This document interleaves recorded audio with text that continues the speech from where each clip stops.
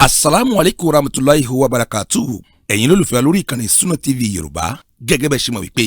oṣooṣù la máa mú àwọn àkòrí ọ̀rọ̀ tá fẹ́ sọ̀rọ̀ lé lórí. Èyí làwọn àkòrí ọ̀rọ̀ wa lóṣù tá wà yìí o. A ó máa ṣe àgbéyẹ̀wò nípa ìrun kíkí,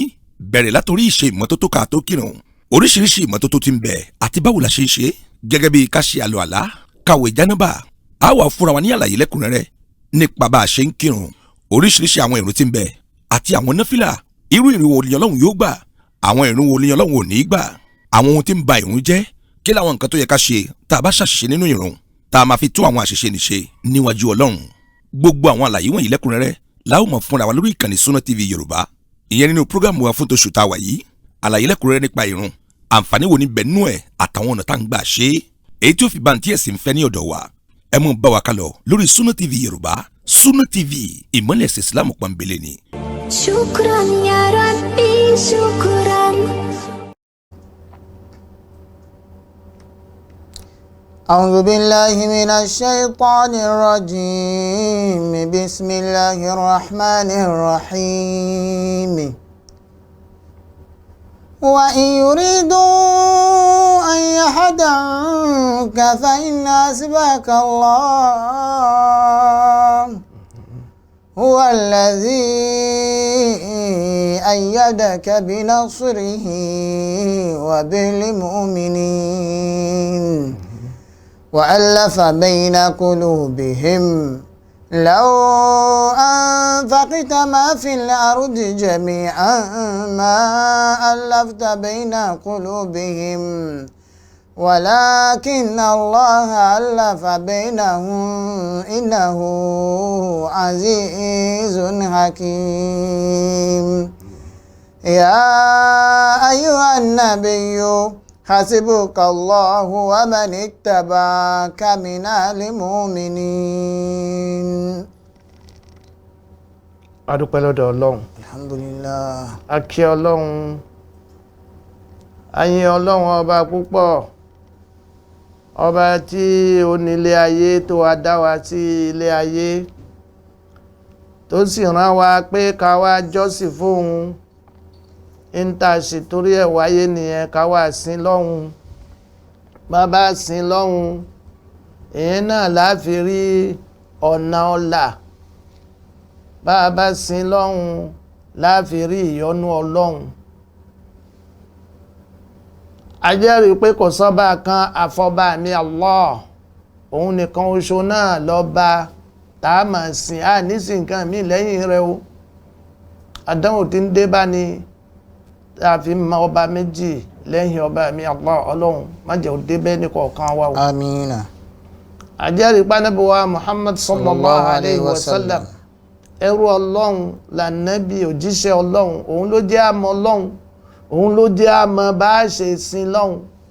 Ẹnìkan ò lè dọ́lọ́hun sìn, kò lè dọ́lọ́hun mà lẹ́yìn Ànábì Muhammad sallallahu alayhi wa sallam. Ọ̀jọ̀gbọ́n kan, onílàákàyè kan, olùmọ̀ kan kò lè gbọ̀nà míì mọ́ Ọlọ́hun yàtọ̀ sọ́nà tánà Muhammad fi hàn wá. sallallahu alayhi wa sallam. Ọ̀jọ̀gbọ́n kan, onílàákàyè kan ò lè dọ́lọ́hun sìn kó wá rí ojú rere ẹ̀sìn, kó rí àwọn aládàá tá ń gbà nú ẹ̀sìn lẹ́yìn tí Ànábì Muhammad. sallallahu alayhi wa sallam. Ọlọ́run bá wa ṣe kẹ́gẹ̀ àtàlékún alùbáríkà tó pọ̀ fánàbí wa Muhammad. sallallahu Òun àtàwọn ará ilé àtàwọn sàhábà, àwọn tí wọ́n jagun, tí wọ́n ṣe wàhálà lórí pé kí oore yóò lè kúnlẹ̀ títí di òní. Àti gbogbo àwọn ẹni tí wọ́n kù, tí wọ́n ṣiṣẹ́ àwọn àfáàfáà, àwọn bàbá tí wọ́n ti ṣiṣẹ́ àdínì tá a lè ka gbogbo wọn tán. Ọlọ́run jẹ́ kọ́run ó dáa fún wọn. Amina. Àwọn tí wọ́n wá kù láyé nísìn tí wọ́n ń ṣiṣẹ́ àdínì láwọn mudara ulmarakizil islamiyya, àwọn olùdarí àwọn ilé kéwú tá a ti ń kọ́ ẹ̀sìn, àwọn ìmáàmù mọ́sálásí, gbogbo àwọn anáwó ẹ̀sìn. Ọlọ́run ò jẹ́ kí oore yìí, àlùbáríkà yìí kó máa bá ẹnì kọ̀ọ̀kan wọn. Amina. Ogbò ẹ̀yin tẹ́ ń wò wá láti lé akíra wa pé assalamu alaikum wa rahmatullahi wa barakatuhu. Wa alaykum Assalamu wa rahmatullahi wa àlàáfíà ọba mi Allah ìdùnnú rẹ̀ orí àjẹmọ́tàn rẹ̀ kó máa bá ẹnì kọ̀ọ̀kan wa gbé o. ẹ tún kú ojúmọ́ tòní, ẹ kú ìgbọ́rọ̀ tọlọ́hun, ọ̀rọ̀ tá à ń gbọ́ tá à ń jèrè, ọlọ́run jẹ́ á jèrè látara rẹ̀ o. gbogbo àwọn ẹni tí ọlọ́run wá ṣe lóní sábàbí tí wọ́n jẹ́ kí ilé iṣẹ́ yìí ó máa ṣiṣẹ́, bẹ̀rẹ̀ látorí bàbá wa Abdulrazak àríkọ́ṣe, ọlọ́run má jẹ́ kí àlámọ̀rí wọn ó dàrú o. Àmín. Musa, ọlọ́run bá wa kún wọn o, gbogbo wọn pátápátá lè kà wọ́n tán, lọ́kùnrin wọn lóbìnrin wọn, ọlọ́run bá wa dúró tì wọ́n. Àmín. gbogbo àwọn ẹni tí wọ́n wá ń ṣiṣẹ́ ń bí, bẹ̀rẹ̀ látorí dòkítọ́rù wa Abdulrahim Shitu Thani, ọlọ́run mọ́dàlákà ìwọ̀n rú, Àmín. ọlọ́run bá wa dúró tì wọ́n. gbogbo àwọn àfáàfáà, gbogbo àwọn tẹkinísíẹ̀, àtìlẹ́yìn ọlọ́run ó bẹ ní kọ̀ọ̀kan wa. Àmín. La ilaha illallah. lónìí a fẹ́ bára wa sọ̀rọ̀ lórí àlùwàlá. yóò yà ẹlòmíì lẹ́nu pálùwàlá tá a ti ń ṣe láti jọ yìí, kí ni wọ́n tún fẹ́ sọ fún wa ń pa rẹ̀. bó o bá ti mọ̀ rí tẹ́lẹ̀ túnbọ̀ mọ̀ fi kún, bó o bá sì tí mọ̀ tán túnbọ̀ jókòó kó farabalẹ̀ kó wá gbọ́ ohun tí à ń pè ní àlùwàlá. adúpẹ́ lọ́dọ̀ ọlọ́run ọba tó rán òjíṣẹ́ rẹ̀ sí wa pé kó wá kọ́ wa lẹ́sìn, ọba tó fi sínú òfin sharia Islam pé ẹnikẹ́ni o èyí tí yóò bá kírun àbí yóò bá ṣe àwọn ìjọsìn míì kan nínú àwọn ìjọsìn Islam, ó gbọ́dọ̀ ní àlùwàlá. ẹ̀rí nítorí bẹ́ẹ̀ bá wo ní Al-Qur'ani Suratul Ma'idah àyà 6, ọlọ́run ọba àlékè ọlá ó ṣàlàyé fún wa nígbà tí ń wí fún ànábì wa Muhammad ba'da a'udhu billahi minash shaitanir rajim. A'udhu billahi minash shaitanir rajim. Bismillahir rahmanir rahim. يا أيها الذين آمنوا إذا قمتم إلى الصلاة فاغسلوا وجوهكم وأيديكم إلى المرافق وامسحوا برؤوسكم وأرجلكم إلى الكعبين وإن كنتم إلى الكعبين. ẹjẹ́ á dúró ń bẹ̀, èyí la fẹ́ lò ọ̀rọ̀ àlùwàlá. ọlọ́run ní ya ayyuhal ladhina amanu, ẹ̀yin tẹ́ nígbàgbọ́ òdodo tẹ́ gbọ́ Ọlọ́run gbọ́. ya ayyuhal ladhina amanu, ẹ̀yin tẹ́ nígbàgbọ́ òdodo sọ́lọ́run. idha kuntum ila salati faghsilu wujuhakum. bẹ́ẹ̀ bá dìde tẹ́ bá múra láti lọ kírun, ẹ fọ ojú yín, ẹ fọ àtẹ́jú yín. Faghsilu wujuhakum wa aydiyakum àtẹ́jú yín ẹ fọ̀, lẹ́yìn náà ẹ fọ apá yín títí dé ìgúnpá, títí dé gbọ̀n, ẹ fọ apá yín dé gbọ̀n, ọ̀tún àti òsì.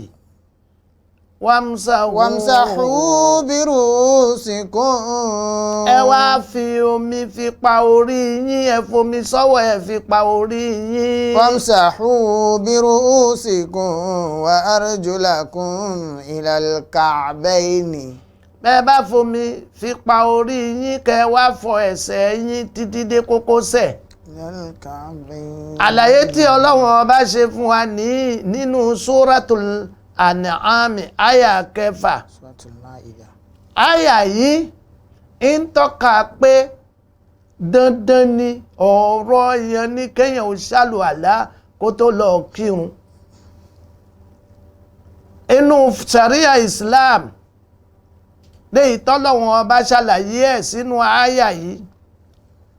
Ànábì wa Muhammad sallallahu alayhi wa sallam ó túmọ̀ rẹ̀ fún wa. Ànábì túmọ̀ rẹ̀ nínú ọ̀rọ̀ rẹ̀ wípé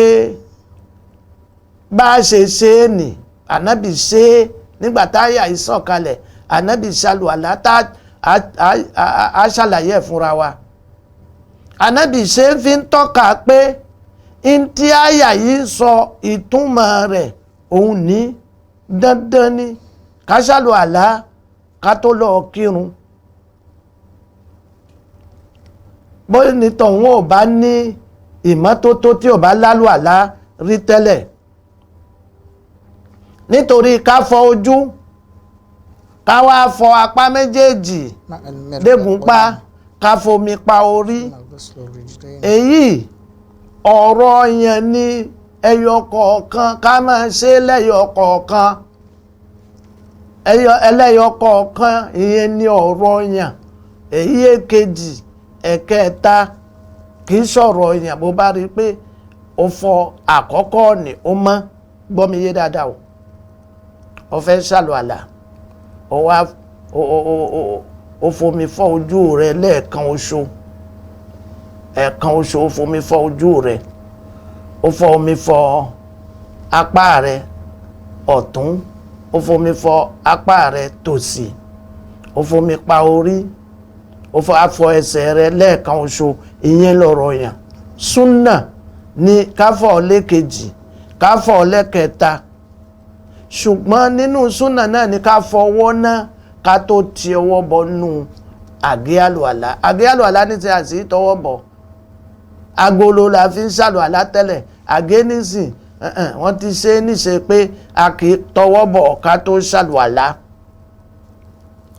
Ànábì wa Muhammad sallallahu alayhi wa sallam ó wá ṣàlàyé fún wa wípé fọwọ́ rẹ kó tó tọwọ́ bọ̀ nù agolo lásìkò náà lọ́hùn. ká máa wá ṣe ní mẹ́ta mẹ́ta, yẹn ni súnà tànàbí wa Muhammad sallallahu alayhi wa sallam. وينبغي أن يقدم التسمية على غسل اليدين. Ànábì wa ṣe ní súnà pé ká ṣe bísmìláhì ká tó fọ ọwọ́. bísmìláhì yẹn gbogbo àpapọ̀ àwọn àfa àwọn ní súnà ni, súnà ni ká ṣe bísmìláhì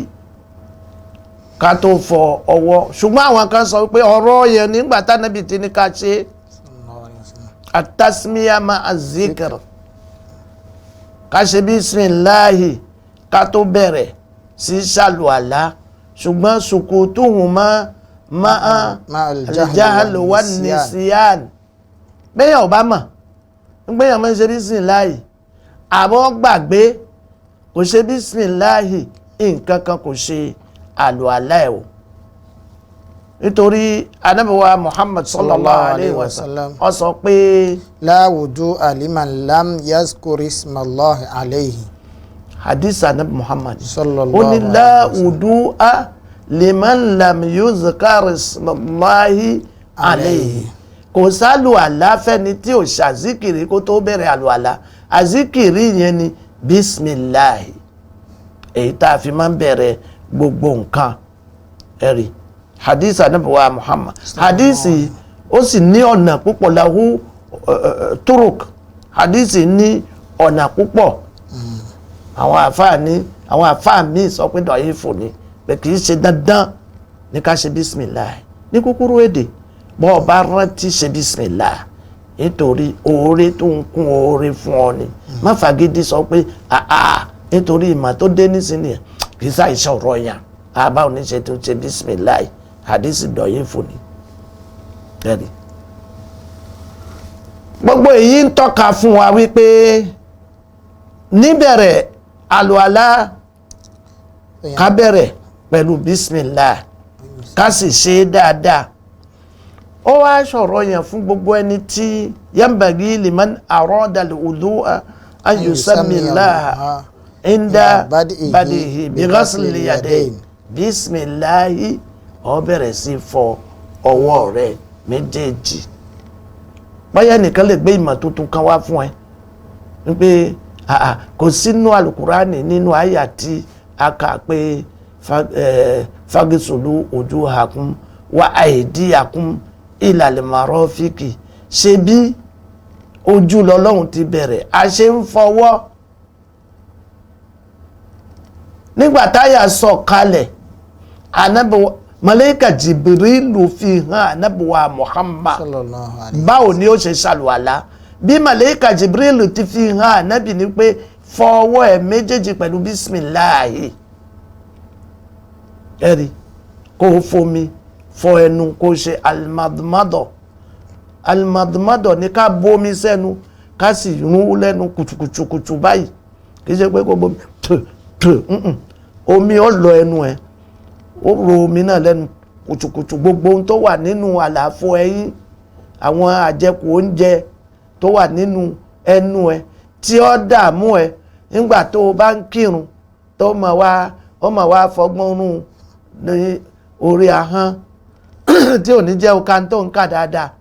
gbogbo ẹni tó bá sì ń jẹun nù òun rí tẹ́lẹ̀ ṣe mọ̀ pé òun ẹ̀ bàjẹ́ gbogbo kíní ẹ̀ tí ó dààmú ẹ̀ ó yọ gbogbo ẹ̀ kó ó wá fomi símú gẹ́gẹ́ bá a ṣe fomi símú ó fa omi símú ó sì fún jáde tí gbogbo àwọn ikùn tó ti gan síbẹ̀ kó lè bọ́ta bọ́ bá máa ṣe dáadáa ó fa omi náà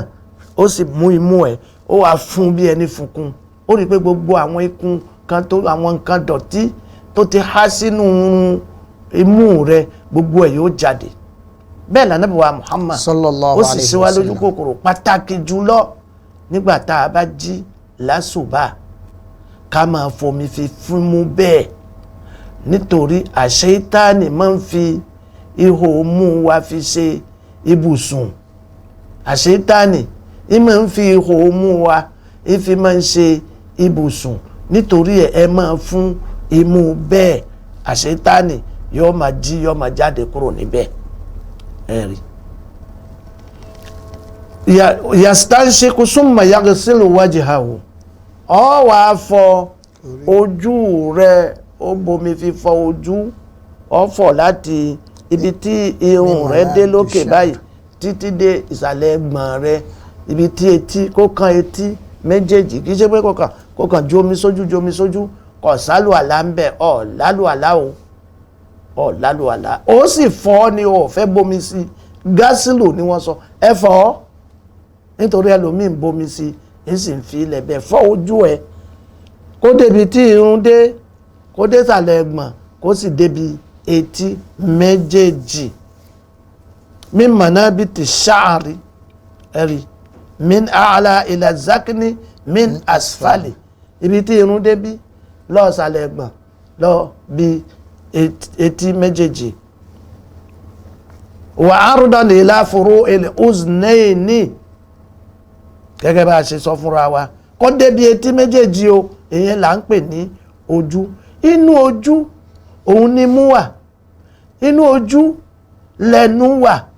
bá a bá ní àtẹ́jú wa báyìí bá a bá fa kúrò imú ń kúrò ẹnu ń kúrò ni ǹjẹ́ nígbà tí wọ́n ní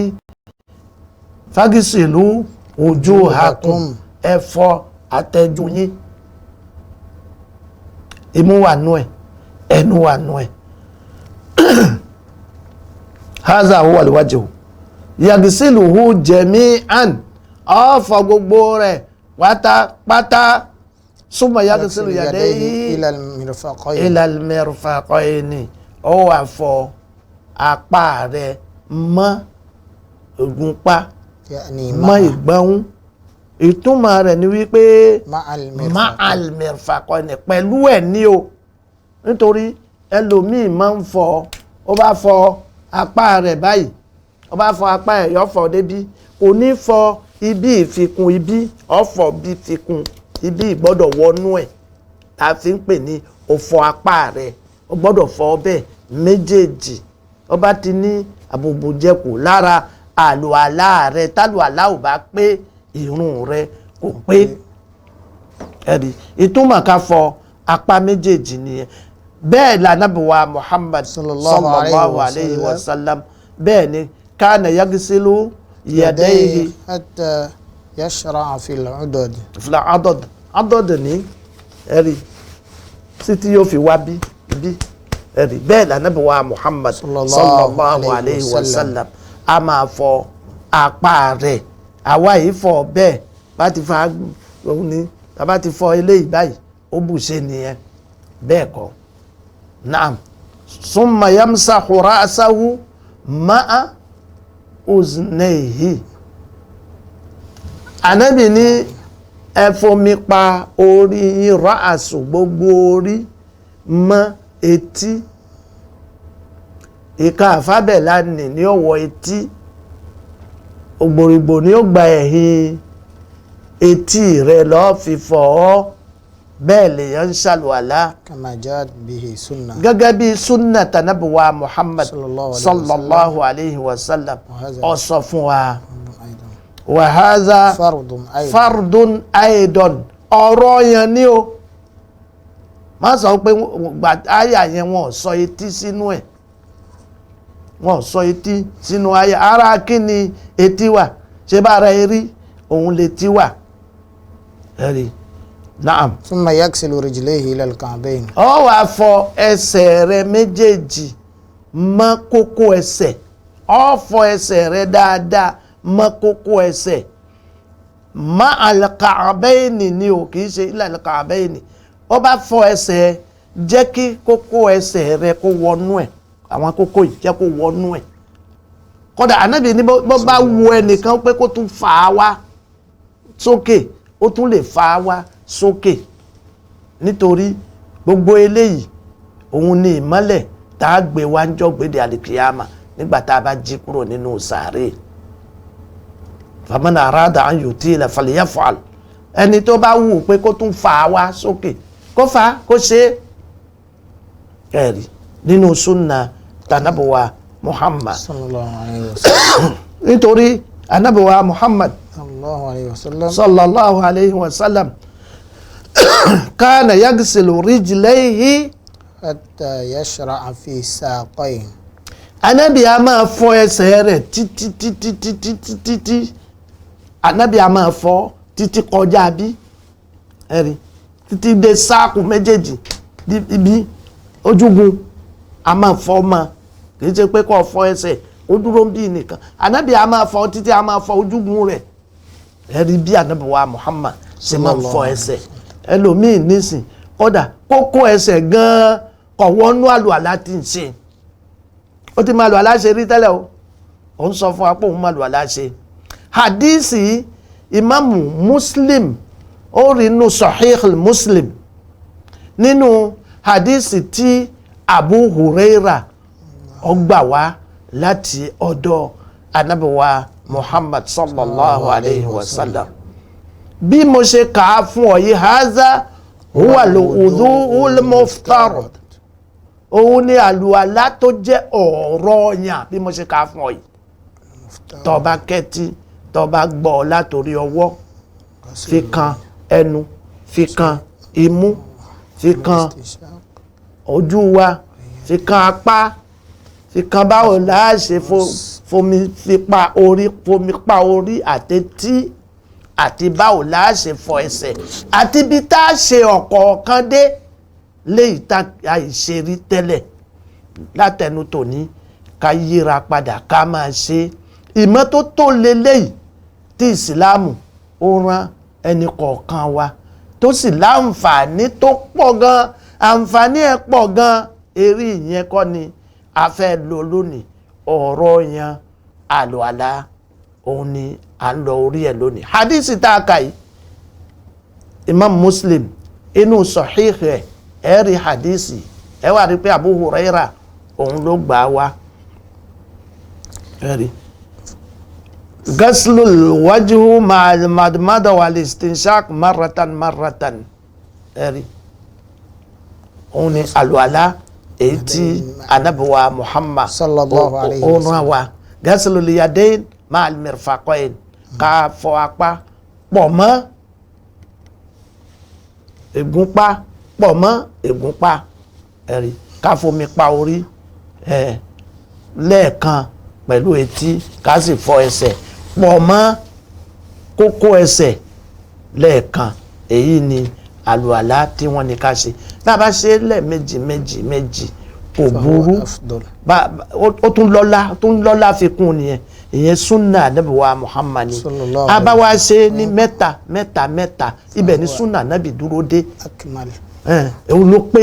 mẹ́ta ló pé má wàá ṣe ju mẹ́ta lọ wípé òun tó ń wá fọ́dúlù kan má ṣe ju mẹ́ta lọ bùtùlù ni ẹ́ iná àpà ló ná omi èèyàn ò sì gbọ́dọ̀ lo omi nílò àpà innal mubazirina kanu ikhwana shayatin omi ṣọ̀wọ́n púpọ̀ o inú tó wọ́n jù láyé omi jọ kan bẹ́ẹ̀ o ẹ má lo omi nílòkulò nígbà tá a bá fẹ́ ṣàlùwàlá èèyàn tó ń bẹ nínú sunna ti anabiwa Muhammad sallallahu wa alayhi lo omi wa sallam. bíi pé ọkàn ojo nírọ̀ láti sánmà kọ́lọ́n kó fún wa lágbọ̀ọ́yé ẹ̀sìn subhanaka allahumma wa bihamdik nashhadu an la ilaha illa ant nastaghfiruka wa natubu ilayk subhana rabbika rabbil izzati amma yasifun wa salamun ala al-mursalin walhamdulillahi rabbil alamin a ó pàdé nínú abala kejì. asalaamu alaykum warahmatulahi wabarakatu ìkànnì tẹ́ ń wò yìí náà ní ìkànnì Sunna TV níbi tí àwọn onímọ̀ ti ń tẹ̀ ìmọ́lẹ̀ sórí ẹ̀sìn Islam látọ̀rọ̀ Sunna TV ìmọ́lẹ̀ nínú sunna nabi Muhammad sallallahu alayhi wa sallam ní gbogbo ìgbà ní kẹ́ ẹ máa wò wá tí ẹ sì máa rí ẹ̀kọ́ ẹ̀sìn kọ́ lórí ìkànnì yìí náà ni o òun ló múlẹ̀ rẹ̀kẹ̀tẹ̀ yàtọ̀ yìí gbogbo mùsùlùmí lọ́kùnrin àti lóbìnrin ẹ jẹ́ ká máa wo Sunna TV ẹ jẹ́ àwọn ọmọ wa náà máa wo Sunna TV kí wọ́n lè bá ní ìmọ̀ tó péye nípa sunna ìkànnì tó ń tàn mọ́lẹ̀ sínú ẹ̀sìn ni Sunna TV Yorùbá ẹ máa wò wá ní gbogbo ìgbà kẹ́sì máa kọ́ ẹ̀kọ́ tó péye nípa sunna. alhamdulillahi rabbil alamin allahumma salli wa sallim wa barik ala sayyidina Muhammad wa ala alihi wa sahabatihi ajma'in adúpẹ́ ní ọ̀dọ̀ Ọlọ́run alhamdulillah adúpẹ́ o ẹni fún oore tí ọba mi Allah ó ṣe fún wa oore tí ó gbọngbọ́n òun ni ti Islam èyí tí Ọlọ́run jogún fún wa Ọlọ́run ò fún wa ní ìlọsíwájú nínú iman àti nínú Islam oore yìí Ọlọ́run má jẹ́ ó bàjẹ́ láyéláyé àmín pẹ̀lú ògo t'Ọlọ́run káwọn kí táwọn ọmọ wa kan tó ju tiwa lọ ká jèrè ìsìláàmù láyé ká sì jẹ ní gbangba àlìkìyàmà à ń bára wa sọ̀rọ̀ lórí ọ̀rọ̀ àlùwàlá èyí tí a ti máa ń ṣe a sì ṣàlàyé àlùwàlá títí dé bá a ṣe máa ń fọ ẹsẹ̀ àwa dé rí ẹsẹ̀ ẹ rí ọmọ níka a ṣàlàyé nígbà tá à ń sọ ọwọ́ fífọ̀ ká la àwọn ọmọ níka wa bá a bá fẹ́ fọwọ́ ọwọ́ tá a bá fẹ́ fọ̀ á la àwọn ọmọ níka wa báyìí fífọwọ́ báyìí bẹ́ẹ̀ náà ni tá a bá fẹ́ fọ ẹsẹ̀ ọmọ níka ẹsẹ̀ ká àwọn àárín wọn ká fọ ẹ̀rí ká fọ àárín ọmọ níka ẹsẹ̀ wa ìyẹn ni sunnati anabiwa Muhammad sallallahu alayhi wa sallam ní ọ̀rọ̀ yàn tó jẹ́ ti àlùalá tá ń kàbọ̀ fúnra wa nígbà tí a bá wá ṣe àwọn kinní wọ̀nyí lẹ́ẹ̀mẹ́ta tá a parí ẹ̀ ìyẹn ó tún kù ìntàṣe tálùalá ò fi bù ṣe ìyẹn ni gbólóhùn tí anabiwa Muhammad sallallahu alayhi wa ẹ sallam máa ṣe gbólóhùn ashhadu an la ilaha illallah wahdahu la sharika lahu wa ashhadu anna muhammadan abduhu wa rasuluhu allahumma ij'alni minat tawwabin waj'alni minal mutatahhirin ibẹ̀ ni ti hadisi dé gbogbo ètò kù tá a máa ń sọ jà ní ibadika salihin kìnìkan dé àfikún làwọn yẹn hadith anabiwa Muhammad sallallahu alayhi wa sallam minal mutatahhirin òun ni hadith anabiwa Muhammad sallallahu alayhi wa sallam ó sọ fún wa dé ìyẹn ni ti sunna tànàbì nígbà téèyàn bá parí àlùwàlá kó sọ gbólóhùn ashhadu an la ilaha illallah a sì máa ń ní àwọn àṣà kan tá a máa ń ṣe ẹlòmí yóò kọ́ ọbọ̀ omi àlùwàlá yóò sì fi sí ẹnu báyìí yóò wà náwó sókè yóò sì ashhadu an la ilaha illallah wahdahu la sharika lahu wa ashhadu anna muhammadan abduhu wa rasuluhu hadisi èyí tí gbólóhùn tá a kà wáyé hadisi ànábì wa Muhammad bàbá wa imaamu Muslim ó wà nínú sahih rẹ̀ tí Umar ó gbà wá radiyallahu anhu láti ọ̀dọ̀ Ànábì wa Muhammad sallallahu alayhi pé wa sallam. Ànábì ní ma min abdin kò sí ẹrú kankan yatawadda tí yóò ṣe àlùwàlá fayasbigul wudu'a tí ó ṣe pé aw qala fayablughul wudu'a tí ó bàlágà ẹ̀ tí ó ṣe dé òpin ẹ̀ summa yaqulu níta bá ní bàlágà kí nǹkan ó dé òpin ní jẹ́ bẹ́ẹ̀ súnmọ́ yaqulu lẹ́yìn náà nígbà tó ṣe é dé ibi tá a ní kó ṣe é dé ẹ máa gbìyànjú ẹ máa ṣe é dé ibi tá a ní ká ṣe é dé o ọba wa ṣe é dé bẹ́ẹ̀ tó o bá wá sọ gbólóhùn tí a fẹ́ sọ yìí wípé ashhadu an la ilaha illallah wahdahu la sharika lahu wa ashhadu anna muhammadan abduhu wa rasuluhu. kalimatu al-ikhlas kalimatu tawhid kó máa wà lẹ́nu wa lójoojúmọ́ kalimatu yìí gbólóhùn tawhid ni ẹni tí ó bá wí gbólóhùn yẹn lẹ́yìn ìgbà tí ó ṣe àlùwàlá tó pé tán kí la Ànábì ní Ọlọ́run ó ṣe fún. illa futihat lahu abwabul jannati. ó ń ṣe é bù ṣe báyìí wọ́n ó ṣí gbogbo ilẹ̀kùn àlìjánà mẹ́jẹ̀ẹ̀jọ fún gbogbo ilẹ̀kùn àlìjánà mẹ́jẹ̀ẹ̀jọ wọ́n ó ṣí kalẹ̀ fún un. yadkhulu min ayyuha sha'a. èyí tó bá wù ẹ wo wọn bá pé aṣàlùwàlá ó pé láwa pé gbólóhùn yìí ẹni tó bá ṣàlùwàlá bẹ́ẹ̀ tó wá pé gbólóhùn yìí ó ní ẹ̀tọ́ pé bó bá dálì kìyàmà kí wọ́n ṣílẹ̀kùn àlìjánà mẹ́jẹ̀ẹ̀jọ fún kó wá wọ èyí tó òun náà ni ó ṣe ẹ̀ṣà ó ṣe ṣúà òyìnbó ló wí bẹ́ẹ̀ ni ó ṣẹ̀ṣà èyí tó bá wù pé eléyìí ló wù mí èyí ni mo fẹ́ wọ̀ kò sì sí ìta ṣẹ̀ṣẹ̀ bí kì í bá iṣẹ́ àlìjánà Firdaus Ọlọ́run kò ṣe bẹ́ẹ̀ fẹ́ni kọ̀ọ̀kan wa ẹ̀rí eléyìí òun ni ntí oore téyà á máa rí nínú pé aṣàlùwàlá ó pé a sì wá wí gbólóhùn yìí gbólóhùn ṣahada àwa wí lẹ́yìn ìgbà tí aṣọ bùṣe inú mustahabu ni káwá sọ Allahumma ij'alni minat tawwabin waj'alni minal mutatahhirin ẹ̀rí Ọlọ́run fi mí sínú àwọn ẹni tí wọ́n ronú pìwàdà tí wọ́n túbá ẹni tó ronú pìwàdà tó túbá tí ò lẹ́ṣẹ̀ kan lọ́rùn Ọlọ́run kó ṣe wá bẹ́ẹ̀ èèyàn wà nísìnyí wọ́n mọ̀ pé èèyàn ń tọrọ túbá nǹkan pàtàkì ní nínú ìgbésí ayé ọmọ ènìyàn waj'alni minal mutatahhirin fi wá ṣe wá lẹ́ni tí fi wá sínú àwọn ẹni tó mọ́ kangakanga lọ́dọ̀ rẹ̀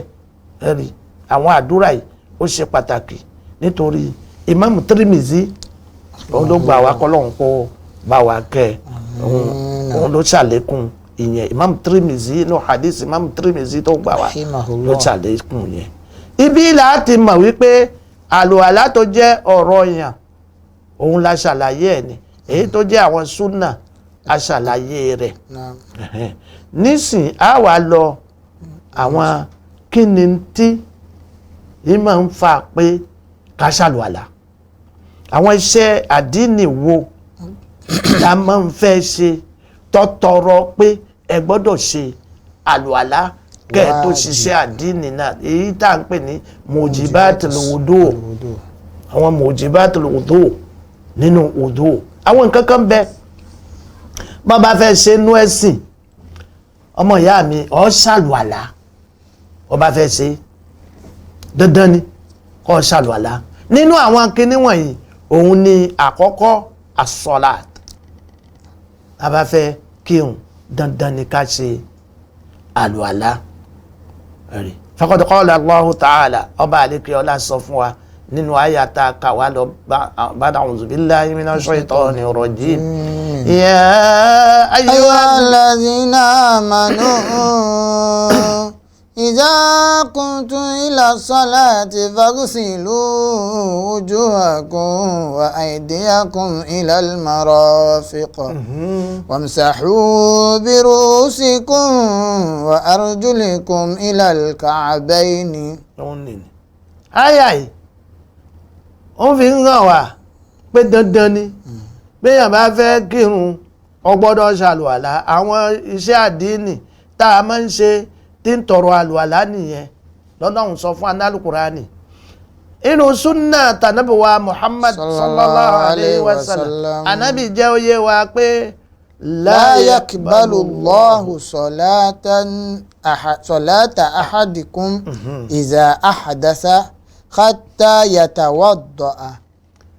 Ọlọ́run ò ní gba ìrun ẹnì kọ̀ọ̀kan yín nígbà tó bá ti ṣe ẹ̀gbin ìdá àhàdásà. nítorí tẹ́lẹ̀tẹ́lẹ̀ rí bẹ́ẹ̀ bá fẹ́ kírun àṣùbà ó ṣàlùwàlá tàṣùbà lọ́tọ̀. kódà bálùwàlá ẹ̀ ò bá tí ìbàjẹ́ tàyílà fi dé ó tún ṣe tàyílà lọ́tọ̀. kódà bó o bá tí ì ṣe bálùwàlá ò bá tí ìbàjẹ́ tàlásàrì fi dé ó ṣe àlásàrì lọ́tọ̀. bẹ́ẹ̀ ló wà láti bẹ̀rẹ̀. nasuhu wá tí a ṣàlàyé rẹ̀ fúnra wa. òun là Nábì wa Muhammad fi sọ fún wa wípé la yaqbalu Allahu salata ahadikum idha ahdatha hatta yatawadda'a. ẹnìkan nù yín ò ní kírun Ọlọ́run ó wá gbàrún rẹ̀ nígbà tó bá ti dé oṣó ni ọgbọ̀nsẹ̀ ni àbí ọtọ̀ ẹ̀rí ó gbọ́dọ̀ tún àlùwàlá míì ṣe kọ́lọ́hún tó gba ìrun ẹ̀. dálátì nusus ala anna salata la tasihhu bidunil wudu. násù eléyìí ó fi ń sọ fún wa wípé ìrun kò lè dáa kò lè jẹ́ àtẹ́wọ́gbà wájú Ọlọ́run láì ní àlùwàlá nú. ẹ̀rí yastawi dhalika fi dhalika al-alim wal-jahil al-alimu wal-jahilu wan-nasi. olùmọ̀ ni ẹni ó mọ̀ ní àbí ọ̀tẹ̀ mọ̀ rí tẹ́lẹ̀ àbí ẹni tí ó gbàgbé ní kò ṣàlùwàlá ló wá lọ kírun ó bá rántí nùrún wípé ṣàlùwàlá yá padà wá lọ ṣàlùwàlá ìrun rẹ̀ yẹn ò dáa. kódà kó kú gbólóhùn méjì kan sálámà ó wá lọ tún àlùwàlá ṣe ló lọ tún ìrun rẹ̀ kí. walakin in salla bi ghayri wudu'in jahilan aw nasiyan fala ithma alayhi wa tajibu alayhi al-i'ada. bẹ́yàn bá wá kírun láì lálùwàlá jahilan kọ́mà kò tí ì nímọ̀ ẹ̀sìn débẹ̀ aw nasiyan àbọ̀gbàgbé pé òun ò tí ì ṣàlùwàlá fala ithma alayhi kò lẹ́ṣẹ̀. àbábẹ́yàn bá mọ̀ pé mi lálùwàlá kí n lọ kírun irun tí ń kí yẹn wọ́n tó kọ ẹ̀ṣẹ̀ fún irun tí ń kí yẹn wọ́n kọ ẹ̀ṣẹ̀ fún àmọ́ kò mà àbọ̀ gbàgbé ló wá lọ kírun kò lẹ́ṣẹ̀ yóò wá lọ tún àlùwàlá ṣe yóò tún irun náà kí kì í ṣe pé kò lẹ́ṣẹ̀ yóò wá fi irun náà lẹ̀ o rárá nítorí bẹ́ẹ̀ bá mọ̀ ṣe rí tẹ́lẹ̀ ọlẹ́ṣẹ̀ lálágídí tí ó ṣàlùwàlá lọ́nà òun fẹ́ lọ kírun bẹ́ẹ̀ kí ni òun sá ti wẹ̀ ìwẹ̀ kọ́ ní nǹkan náà ṣàlùwàlá ó ní bá a ṣe ń ṣòun òun là ṣàlàyé ẹ̀ kọjá ni nǹkan àkọ́kọ́ ni tó tọrọ lọ́dọ̀ wa pé a gbọ́dọ̀ ṣàlùwàlá ká tó ṣe òun ni òun. nǹkan ìkejì at-tawafu hawla al-Kaaba. at-tawafu hawla al-Kaaba bẹ́ẹ̀ bá fẹ́ ṣe tàwáfù alálàájì tó fẹ́ ṣe tàwáfù abẹ́ni tó lọ múra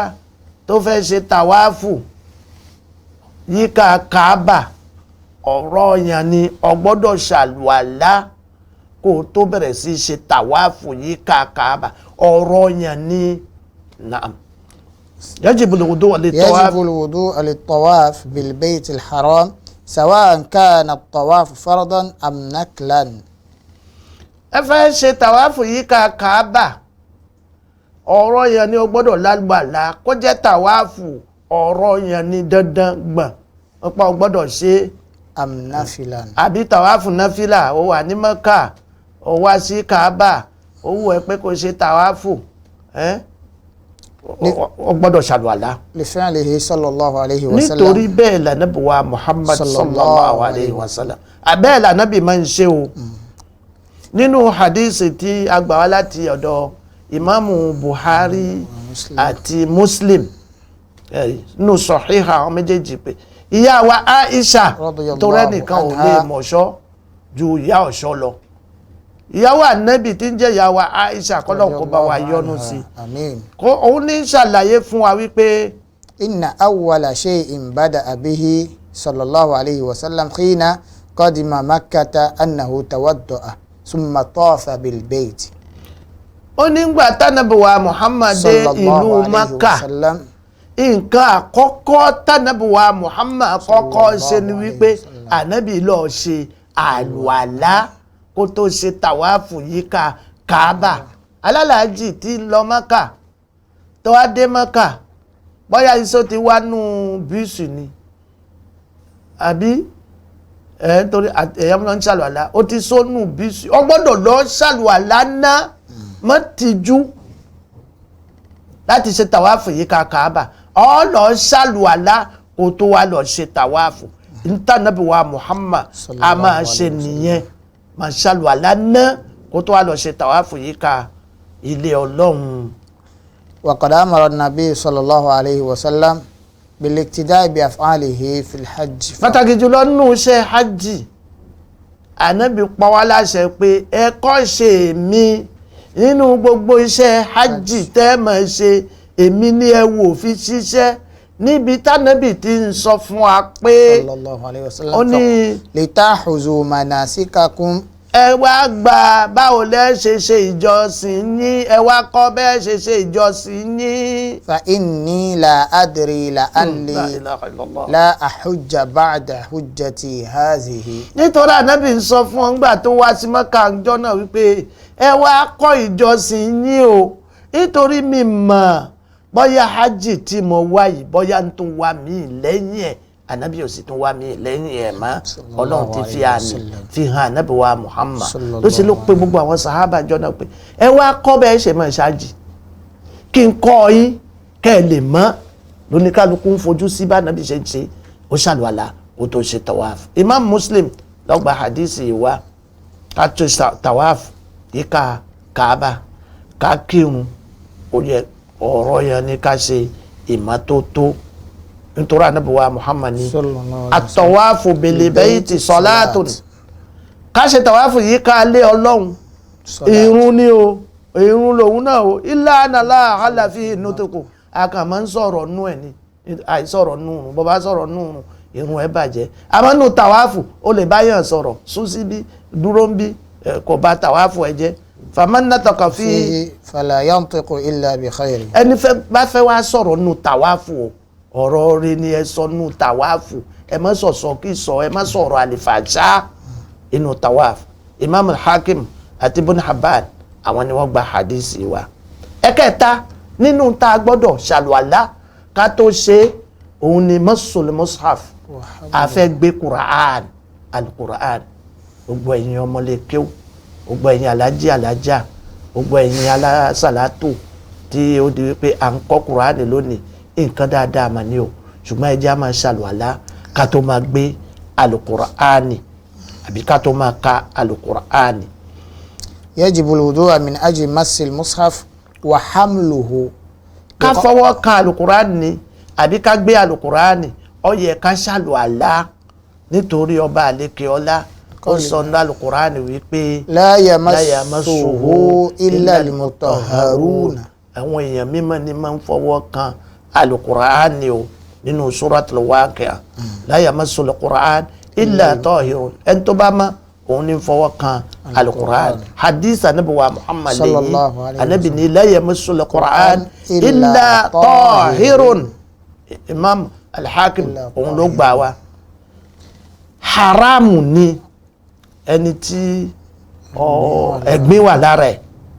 hamlul mushaf pé kó wá gbé Qur'ani dání. ẹni tẹ́gbìn wà lára ẹ̀ kó gbé odidi alukurani dání kó máa wá sí kó máa sí ẹ̀gbìn wà lára ẹ̀ ó máa wá sí Qur'an ó máa sí Qur'an ẹ̀rí. gbogbo ẹni tí ó bá lẹ́gbìn lára ọ̀daràn jánábà ni ó wà nù nǹkan oṣù ni wípé kó máa wá sí Al-Qur'ani báyìí àwọn fẹ́ ìkọ̀ọ̀kan báyìí ọ̀ gbọ́dọ̀ ṣe nítorí àwọn èèyàn máa ń ṣe. ويجوز للمحدث أن يصفح أوراق المصحف بعود أو قلم. tó bá fẹ́ wá sí àwọn fẹ́yì Al-Qur'ani in tó fi sí ọ wá gègé kan pẹ̀ǹpẹ́ kan ló máa fi sí Al-Qur'ani ọwọ́ tiwọ́ gangan ò gbọ́dọ̀ kàn án ọ wá gègé kan báyìí ló máa fi sí Al-Qur'ani àbí kálámù bóyá àwọn bíkì wà tí wọ́n fi máa ń ṣe Qur'an ó máa fi sí Al-Qur'ani nítorí ilé anna hadha ghayr mubashir nítorí ìyẹn kì í ṣe directement sórí Al-Qur'an. ويجوز للمحدث حمل المصحف في حقيبة ضمن. ẹni tí ó wà nù nǹkan oṣù àbí ẹni tí ó dára jánábà ní àwọn nǹkan ẹ̀gbin bẹ́ẹ̀ kí Al-Qur'ani ó wà nù sáàkì kan báàgì kan tó gbé dání ìyẹn kò ṣe wọ̀ ń bẹ̀ kò ṣẹ̀ṣẹ̀ ń bẹ̀ naam. كما يجوز له مس المصحف إن كان ضمن التفسير وكان التفسير أكثر من القرآن. ẹni tí ó ní nǹkan ẹ̀gbin lára ó lè gbé Al-Qur'ani tí ó jẹ́ tafsir Qur'ani tó jẹ́ tafsir tí tafsir yìí pọ̀ ju àwọn àyà Qur'ani lọ ẹ mọ̀ pé tafsir àwọn tafsir míì wà tí wọ́n jẹ́ mujaz àwọn tafsir wọ́n kà mú tafsir àwọn kalimatil Qur'ani wá ẹni tó dáná ẹ̀gbin kò lè gbé àmọ́ bá jẹ́ tafsir pípọ̀ bí àwọn tafsir Ibn Kathir àwọn tafsir bẹ́ẹ̀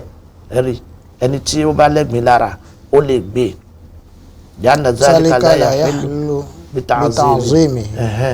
nítorí ẹ̀yẹn kò tí dáràn pé kò pọ́n Al-Qur'ani lé. ويجوز للصبيان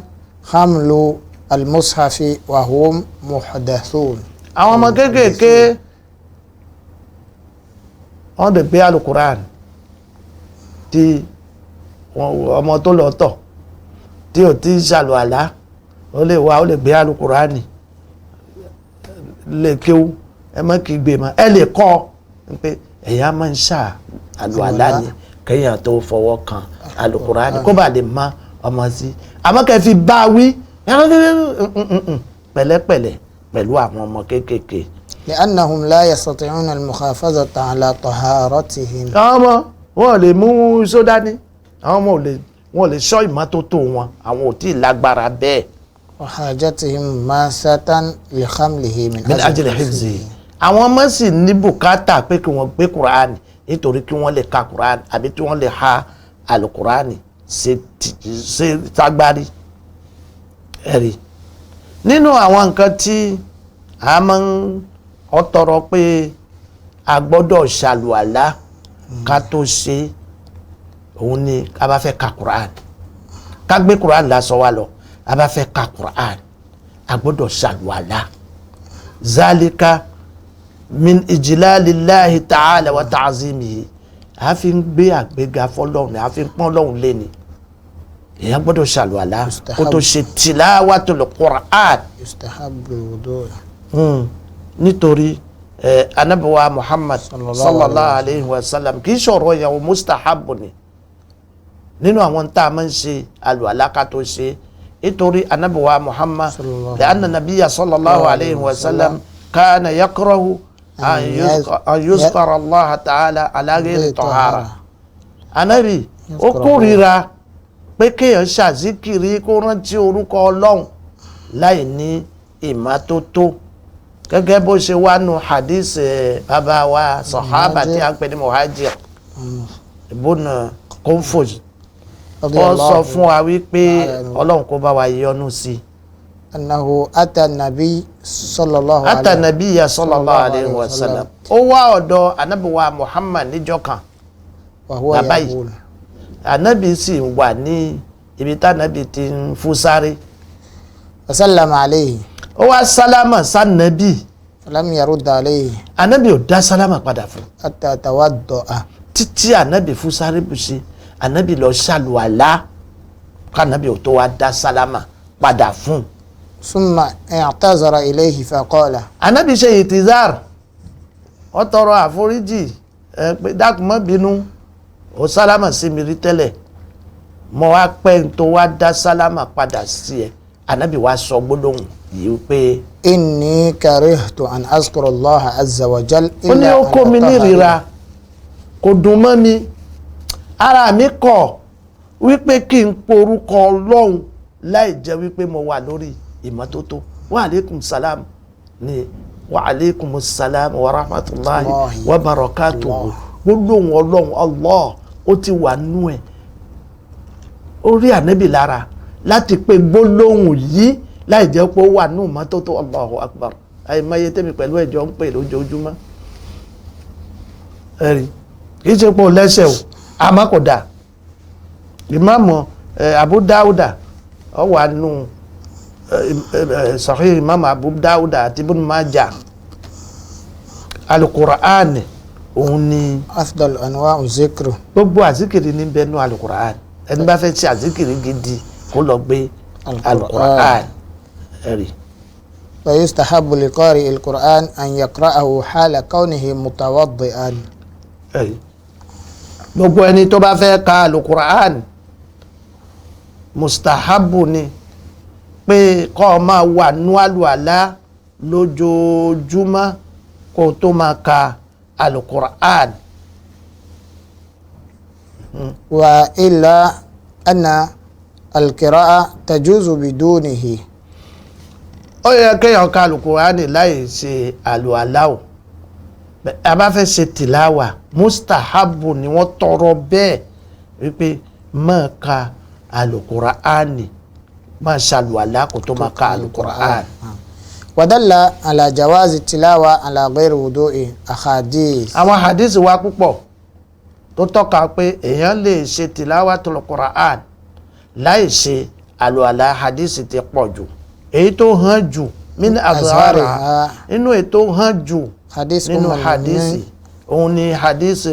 ìyá Ummul Mu'minin ìyá wa Aisha radiyallahu Ọlọ́run kó bá wa yọ́nú sí ìyá wa Aisha haythu qalat òun sọ wípé kana an-nabiyyu sallallahu alayhi wa sallam yazkuru Allah ala kulli ahyanihi Ànábì wa Muhammad sallallahu alayhi wa sallam a máa rántí Ọlọ́run ní ọ̀pọ̀lọpọ̀ ọgbà rẹ̀ láì lálùwàlá a máa rántí Ọlọ́run lọ́pọ̀lọpọ̀ ọgbà rẹ̀ láì lálùwàlá Al-Qur'an sì ń bẹ nínú zikiri hadisi Imam Muslim òun ló gbà wá hatta walaw kana ghayra mutawaddi'in kódà bí ó bá tẹ̀ lálùwàlá Ànábì a máa ṣe é. fadalla hadha al-hadith ala anna al-wudu'a li qira'ati al-Qur'an wa zikrullahi ta'ala mustahabbu wa laysa biwajibi. hadisi ń tọ́ka pé ká ṣàlùwàlá ká tó ka Qur'ani àbá zikiri kan mustahabu ni kì í ṣọ̀rọ̀ yàn ẹ̀rí. àwọn nǹkan tí a máa ń ṣe àlùwàlá fún ká tó ṣe wọ́n òun nìyẹn ìrun kíkí tàwáfù ṣíṣe àbí a bá fẹ́ ka Al-Qur'ani. èyí tó ó kàn òun ni iradatul junbi mu'awadatul jima'i tí ń jẹ́ ẹ̀kẹrin yẹn ni wípé nígbà tí ìwọ pẹ̀lú ìyàwó rẹ ẹ bá jọ ṣe sáàní láàrin ara yín ó lọ àkọ́kọ́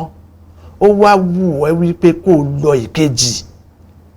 ó wù ẹ́ pé kó lọ ìkejì má lọ bẹ́ẹ̀ yustahabu lijumbi min jima'i zawjati iza arada wídà lìjìmá ó tọrọ lọ́dọ̀ gbogbo ọkùnrin tó ti lọ àkọ́kọ́ pẹ̀lú ìyàwó rẹ̀ tó wá ń wù ú pé kóun lọ ìkejì ayatawadda bayna lìjìmá ayin kó ṣàlùwàlá láàrin méjèèjì kò sínú wa mùsùlùmí ẹ wò gbogbo nǹkan dání bí wa Muhammad kọ wa sallallahu alaihi wasallam kò sínú wa mùsùlùmí kó lọ àkọ́kọ́ kó tó lọ ẹ̀kejì kó lọ ẹ̀kẹta kó máa pèrè ẹ̀ lọ́kùnrin bẹ́ẹ̀ kọ́ o bọ́ bá lọ àkọ́kọ́ lọ ṣàlùwàlá bọ́ bá lọ ṣàlùwàlá ìyẹn wọ́n sọ fún ẹ pé kó wẹ jẹ́nàbà ọ kàn lọ ọ lọ ṣàlùwàlá ọ padà wá bá wẹ lọ kejì ó wẹ ó fẹ́ lọ kejì wá lọ kejì ń bẹ̀ ó wẹ kó lọ kẹta lọ ṣàlùwàlá kó wá padà lọ ẹ̀kẹta ẹ̀kọ́ wà ń bẹ̀ púpọ̀ tí kì í ṣe torí yẹn láṣẹ wá bí lónìí ṣùgbọ́n tó bá fẹ́ lọ bẹ́ẹ̀ máa ṣàlùwàlá nítorí hadith Abi Sa'id al-Khudri radiyallahu ta'ala kọ́lọ̀ bá wa yọ́nú sí Abi Sa'id al-Khudri wọ́n sọ fún wa wípé qala rasulullahi sallallahu alayhi wa sallam ó lánàbùwà Muhammad ìkẹ́ àti ọ̀la kó má lọ bá ànábì ń sọ fún wa wípé iza ata ahadukum ahlahu nígbà tọ́kan nù yín bá ní sáàní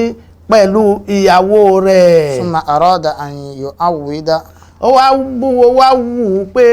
kó tún lọ èkejì falyatawadda dákun ọmọ ìyá mi mùsùlùmí lọ ṣàlùwàlá ìyàwó pàápàá kó gba ọkọ rẹ̀ láyè pé lọ ṣàlùwàlá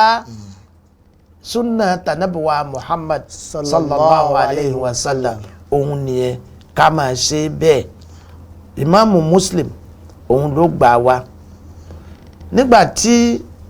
ẹni tí ó láṣepọ̀ pẹ̀lú ìyàwó ẹ̀ ó wá wù ẹ́ pé ó fẹ́ sùn àbí ó wù ẹ́ pé ó fẹ́ jẹun àbí ó fẹ́ gbé omi kó o mu àbí ó fẹ́ gbé nǹkan kan kó o mu mustahabu ni kó o lọ ṣàlùwàlá ọ̀gbọ́n mi oníṣàní pẹ̀lú ìyàwó ẹ̀ wá rẹ̀ ó fẹ́ sùn má lọ sùn bẹ́ẹ̀ ìdè kó lọ ṣàlùwàlá inú sunna anabiwa Muhammad àbí oníṣàní pẹ̀lú ìyàwó ẹ̀ ó fẹ́ kó lọ wẹ jẹ́nàbà náà ebi ń pa ẹ́ ó fẹ́ jẹun àbí oníṣàní pẹ̀lú ìyàwó ẹ̀ òǹgbẹ́ngbẹ́ ó fẹ́ lọ mu mi má mu omi náà bẹ́ẹ̀ lọ ṣàlùwàlá náà ẹ̀rí sunna tanabuwa Muhammad sallallahu alayhi wa sallam òun ni tanabuwa Muhammad sọ fún wa ìyá wa Aisha òun náà ni ó ṣàlàyé fún wa wípé kana nabiyyu sallallahu alayhi wa sallam ó ní anabuwa Muhammad ìkẹ́ àti ọlá kó máa lọ bá a iza arada an yanama wa huwa janbun anabi bá fẹ́ láti sùn tánàbì sì dáràn jẹ́nàbà kò tí ì fẹ́ wẹ ìwẹ̀ jẹ́nàbà òun fẹ́ kóun sùn kóun ó dìde kóun tó wá lọ wẹ ìwẹ̀ jẹ́nàbà. qasala farajihi anabi a máa fọ abẹ́ rẹ̀. wa tawadda'a lis-salat. anabi máa ń wá ṣàlùwàlá a máa ń fọ abẹ́ àwọn àdọ̀tí tó wà níbẹ̀ nìkan anabi a fọ anabi ó wá ṣàlùwàlá lálùwàlá tá a máa ń ṣe fi kírun ẹ̀rí inú àwọn ẹ̀kọ́ ẹ̀sìn nìyẹn ní àwọn ìmọ̀ tí mùsùlùmí gbọ́dọ̀ mọ̀ ẹ̀yin ọmọ ìyá mi wọn bá bi tí a rí tí dé lónìí òun ní nípa àlùàlá àti àwọn ẹ̀kọ́ tí ń bẹ lára àlùàlá kọ́ba mi Allah kó fún alágbọ̀yé nínú ẹ̀sìn kó sì wá ṣe ìsìláàmù yìí kó ṣe nírọ̀rùn fún wa kó wá jẹ́ kí a rí ìmọ́lẹ̀ èyí tí ń bẹ nú ẹ̀sìn ní ayé nínú sàárè àti ní gbangba àlìkìyàmà subhanaka allahumma wa bihamdik nashhadu an la ilaha illa anta nastaghfiruka wa natubu ilayk subhana rabbika rabbil izzati amma yasifun wa salamun ala al-mursalin walhamdulillahi rabbil alamin. Allahu akbar, Allahu akbar.